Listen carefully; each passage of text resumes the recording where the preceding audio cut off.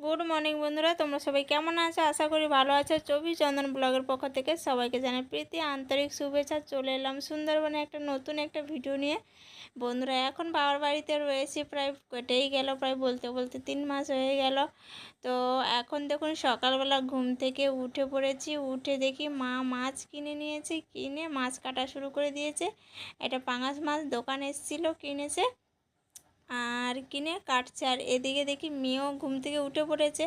আর এদিকে দেখি অনেক সবজিও উঠে নিয়ে এসছে মা। সকাল সকাল ঘুম থেকে উঠে বাগানে গিয়েছিলো, শসা, তরাই, উচ্ছে, বেগুন, তারপরে ওই যে বটবটি, শল্লা, অনেক কিছু সব কিন্তু বাবাদের বাড়িতেই হয় বাগানে। যেহেতু অনেক দূর বাগান, ওখানে আমি যাই না কোনো দিন, সেই জন্য ভিডিও তোমাদের সঙ্গে শেয়ার করতে পারিনি। তো যাই হোক, এগুলো তুলে নিয়ে এসে সব কিন্তু বাবাদের বাগানেই হয়েছে, এগুলো তুলে নিয়ে এসে তোমাদের সঙ্গে একটু শেয়ারও করলাম। আর এদিকে দেখি কালকে রাত্রেবেলা চিকেন হয়েছিল, আর পরেটা তো চিকেন একটু রেখে দিয়েছিল, আমার শরীরটা ঠিক ছিল না বলে আমি সেরকম খাইনি, মা আমার জন্য রেখে দিয়েছিল। আর এদিকে পরেটা রয়েছে।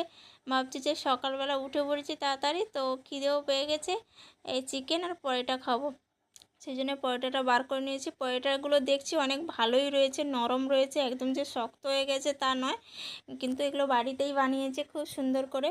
তারপরে দেখি না মা পড়া পিঠা পুড়তে দিয়েছিল, তালের পড়া পিঠো, এগুলোকে কেটেছে। আমার মেয়ে দেখুন পুরো গামলি ধরে তুলে নিয়ে পড়েছে। তো বলছে আমি সবই খাবো, কিন্তু ও বুঝতে পারে না, একটা খাওয়ার পরে আর খেতে পারবে না। আর এই যে দেখুন পুরো আর্ধাটা রয়েছে, দিদি আরও আসবে, সবাই খাবে তখন বিকেলে।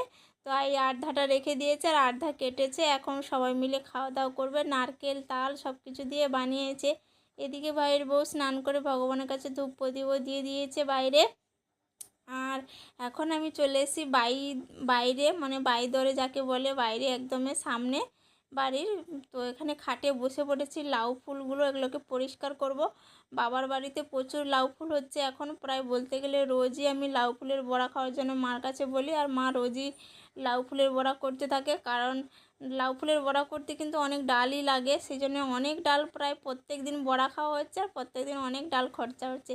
দেখি না ভাইয়ের বউ আবার কোথা থেকে লাউ ফুল নিয়ে চলে এলো, আরও আমার মাও নিয়ে এলো। তো অনেক লাউ ফুল দেখুন, কত প্রচুর লাউ ফুল হয়েছে। লাউ ফুল দেখলেই কিন্তু বড়া খেতে ইচ্ছে করে। কার কার খেতে ইচ্ছে করে তারা কমেন্ট করে জানিও, আর যারা খাওনি তারা অবশ্যই একবার ট্রাই করে দেখো। ডাল দিয়ে লাউ ফুলের বড়া খুব সুন্দর লাগে। আর এইভাবে ছাড়িয়ে লাউ ফুলগুলোকে পরিষ্কার করে তারপরে তোমরা ডাল বেটে খেতে পারো। তারপরে আমার মেয়ে দেখুন, এই যে বিকেলবেলা হরলিক্স করে দিয়েছি, ও খেয়ে নিয়েছে। আর এদিকে পেয়ারা নিয়ে এসেছিলো মা, তো ওগুলোকে আমি পেয়ারা মাখা করেছি, সবাই মিলে খাওয়া দাওয়া করব।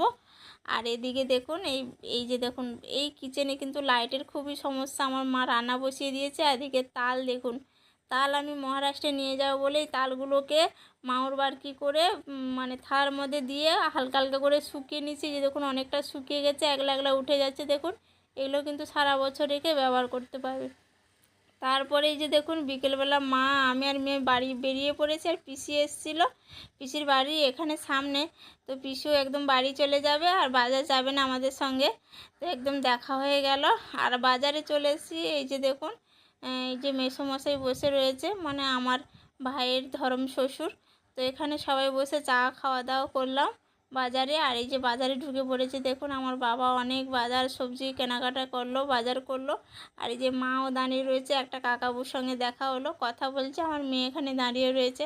আর বাজারে দেখুন প্রচুর লোক হয়েছে, সবাই সবজি বাজার করছে, অনেকের অনেক কিছু দরকার থাকে। তারপরে আমার মেয়ের জন্য একটা জামা নেব বলে মা বলছিল দোকানে এসেছি, তো